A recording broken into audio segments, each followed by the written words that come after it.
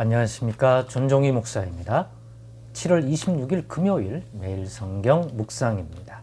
예레미야 38장 1절에서 13절입니다.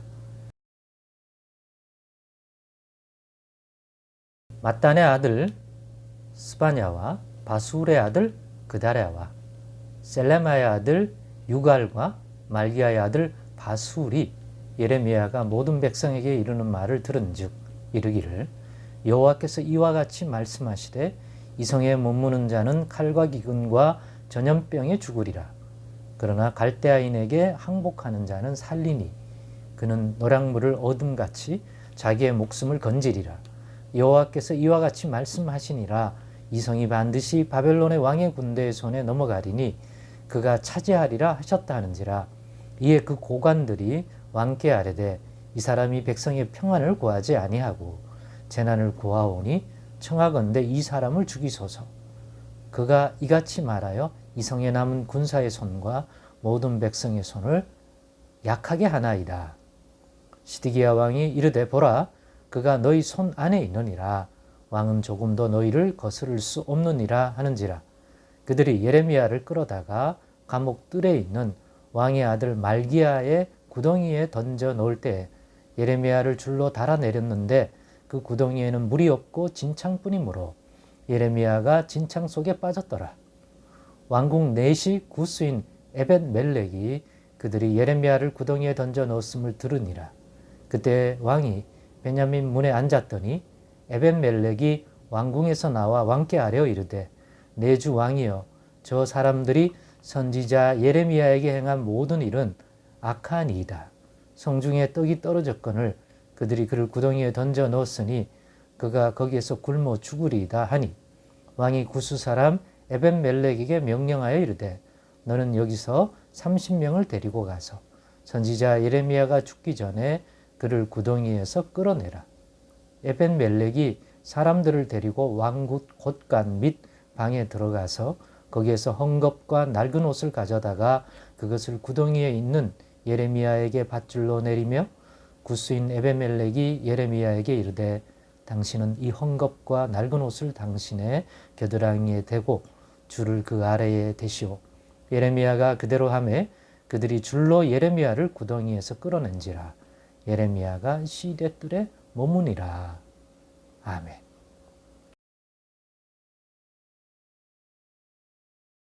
네, 오늘은 긴장의 끈도 하나님의 도우심의 끈도 놓지 말자라는 제목으로 묵상 나눔을 갖겠습니다. 오늘 이 내용을 읽으면서 끝까지 긴장감을 가지고 붙들고 있어야 할, 놓지 말아야 할 것들이 있구나. 그 중에 하나가 먼저가 긴장의 끈을 놓으면 안 되겠다. 어떤 긴장요? 이제 한숨 돌릴 수 있다. 이제 나를 향해서 오는 시험이나 위험이나 어떤 위기들이 이제는 없겠구나 하는 이런 안일함, 그런 생각을 갖지 말자. 이 세상, 죄 많은 세상에 사는 동안 하나님의 백성, 그리스도인들에게는 크고 작은 위기들이 계속해서 올 수 있다. 그래서 긴장의 끈을 놓아버리면 적절한 대비, 감당을 못한다. 그렇기 때문에 긴장의 끈을 언제나 우리를 향한 시험, 위기들이 올 수 있다. 그래서 대비하고 있어야 된다. 기도 생활도, 믿음 생활도, 성령 충만, 말씀 충만, 은혜 충만, 이런 것들을 계속 유지해서 그런 것들이 올 때도 믿음과 또 기도를 통한 하나님과의 교통함과 성령의 충만으로 도우시는 손길들이 우리 안에 있어서 그것들을 통하여 잘 하나님의 뜻을 분별하고 그 뜻 안에서 대처할 수 있는 그러한 대비가 될 수 있기 때문입니다. 오늘도 보니까 앞에 내용이 뭡니까? 베냐민에 갔다가 베냐민 지파의 성에 갔다가 예레미야가 고향에 갔는데도 큰 위기를 맞이하게 되지 않습니까? 그런데 시드기야 왕이 예레미야를 찾아서 예레미야에게 임한 하나님의 말씀이 궁금해서 묻게 되고 그래서 몰래 거기서 데리고 와서 사실은 묻고 다시 돌려보낼 작정이었으나 예레미야가 거기에 다시 가는 것들을 너무나 두려워하고 힘들어했기 때문에 왕에게 탄원했죠. 내가 무슨 죄가 있기 때문에 그런 일을 당해야 하느냐. 왕이여, 다시 나를 거기에 돌려보내지 마옵소서 했더니 시드기야가 보면 알겠지만 기가 얇아요. 근데 그때는 또 시드기야의 말이 옳기 때문에 또 마음이 움직여서, 물론 하나님이 그렇게 부드러운 마음을 그 순간 주었겠지만, 그래서 그 위기에서 예레미야를 건져주죠. 그리고 자기가 보호해주죠. 그런데 이제 왕이 마음이 나에게 열려서 보호해준 줄 알았는데 오늘 본문에 보니까 또 다른 위기를 맞이하게 됩니다. 예레미야를 미워하는 사람들이 또 고발, 고소, 저 예레미야 그냥 놔두면 안 된다. 예레미야를 놔두면 사람들이 마음이, 이 예루살렘 성에 남은 사람들의 마음을 전부 이렇게 절망 쪽으로 만드는 정말 도움이 1도 안 되는 인물이다. 그러니 저 사람 죽여야 한다.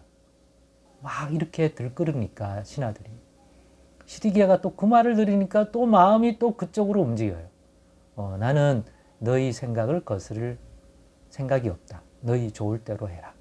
그래서 왕의 보호를 받던 예레미야를 그들이 데리고 가서 그들이 마련한 그러한 웅덩이에다 가둬버립니다. 그러니 방심하고 있으면 안 된다니까요. 이 땅에 있는 동안에는 환경이 변했다 해서 여기가 영원한 예수님의 품처럼 아니할 수 있는 곳은 아니에요. 이 땅에 있는 동안에는 어떤 일이든 일어날 수 있습니다. 좋은 쪽이든 나쁜 쪽이든. 그러니까 방심하지 말고 항상 하나님의 뜻 안에서 분별하며 살 수 있도록, 또 연약함 때문에 무너지지 않도록 성령의 도움과 하나님의 은혜를 구함에 있어서 늘 깨어 그 믿음을 유지하고 있어야 합니다. 그러니 그런 의미에서의 긴장의 끈 우리도 놓지 말고 살아가십시다.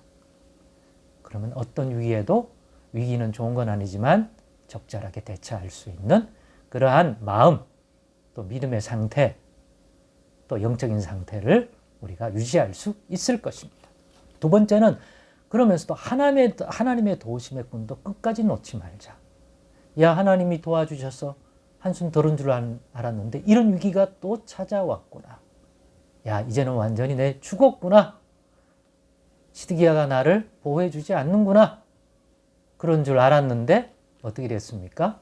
또 왕의 측근 중에 궁중 내시 중에 하나인 구스 사람, 그러니까 이제 아프리카 쪽 사람인 에벤멜렉이라고 하는 아주 딱 부러지고 또 강단 있는 인물이 있었습니다.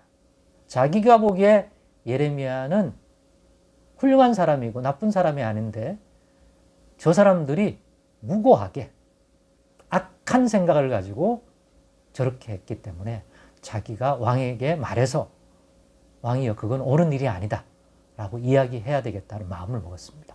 하나님의 은혜죠. 하나님이 또 시드기야 왕 근처에 이런 인물을 두신 거예요.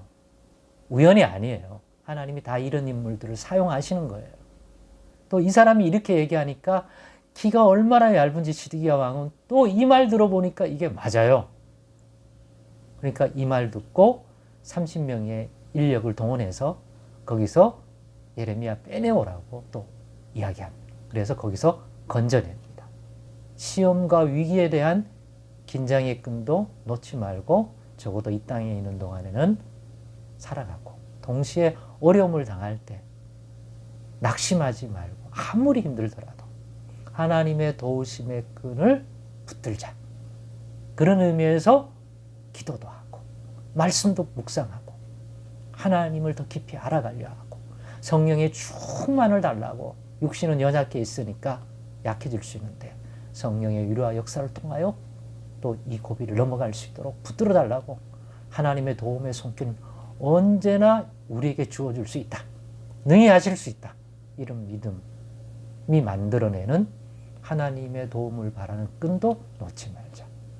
에벤멜렉이라고 하는 사람이 또 있어서 예레미야가 구원하는 일에 쓰임 받은 것처럼 우리의 삶 속에도 분명히 그럴 거라고 믿습니다. 오늘의 교훈이 우리가 한시라도 이런 끈들을 놓지 말고 붙들고 살아야 하는 것이 이 죄 많은 세상의 지혜로운 믿음의 모습이라는 것, 오늘 여러분과 나누고자 했고 꼭 잘 적용할 수 있기를 바랍니다. 기도하겠습니다. 하나님 감사합니다.